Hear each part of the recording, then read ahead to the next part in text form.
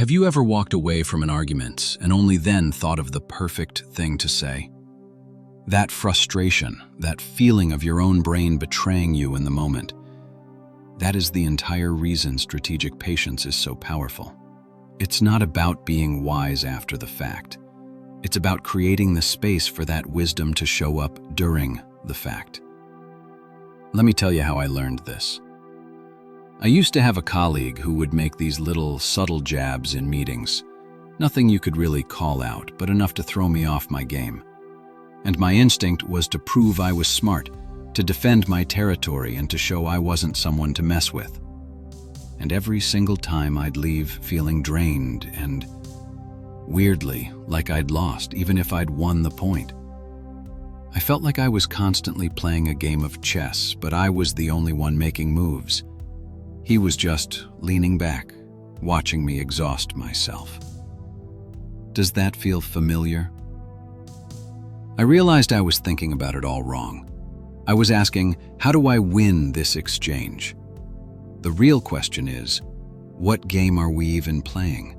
And more importantly, do I even need to be on this board? See, most of us, when we're provoked, we get tunnel vision. Our heart rate spikes. Our focus narrows to the threat. We are in reaction mode. And in that state, you are not your smartest, most strategic self.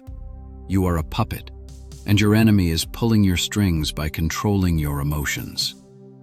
So, what's the move? The move is to break the pattern. It's to do the one thing they don't expect. Nothing. I want you to try this.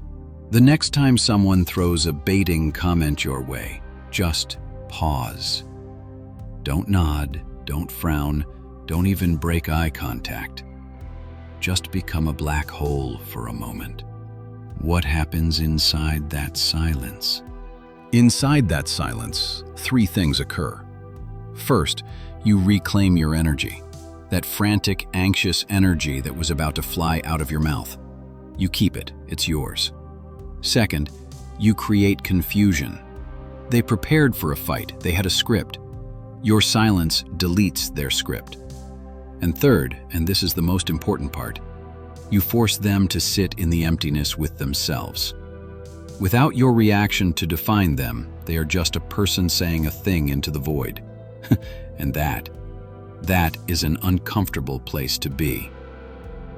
This is where the magic happens, because an uncomfortable person will almost always try to fill the silence. They'll double down, they'll get more aggressive, or they'll start backtracking, exposing their own insecurity. They start constructing their own trap, nail by nail. Your job is just to hold it. Why is this so effective on a psychological level? It's because you're exploiting a fundamental human need, the need for a coherent social narrative. When someone provokes you, they are writing a story in their head. They're the hero, you're the villain. Or they're the powerful one and you're the weak one. Your reaction is the crucial plot point that confirms their story. It's the evidence they need. When you deny them that reaction, the entire narrative collapses. The story has a hole in it, and the human mind cannot stand a narrative vacuum, so they have to fill it. And since you're not participating, the only place they can get new material from is their own insecurities, their fears, and their own need to be right. This is when they start over-explaining. They might bring up past issues no one mentioned. They might make wild accusations. They are literally building the case against themselves right in front of everyone. What do you do the next day? Do you bring it up again? No. Do you act cold? No.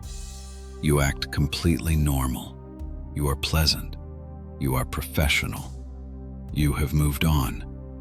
This is the second layer of the trap, because now they are left holding the bag of their own emotional outburst. They were the one who got aggressive. They were the one who looked unhinged. And you're just the stable, unshakable person who didn't take the bait. You've created a contrast that everyone can see. You've made their instability visible. This is how you let someone hang themselves. And what are you doing during all this time? While they are obsessed with you, you are becoming untouchable. You are creating a life so good that their attempts to disrupt it seem pathetic and small. I want to hear from you. In the comments, tell me one situation where you wish you had used this strategy. What would you have done differently? Let's learn from each other. If this resonated with you, subscribe to the channel because you don't want to miss what's coming next.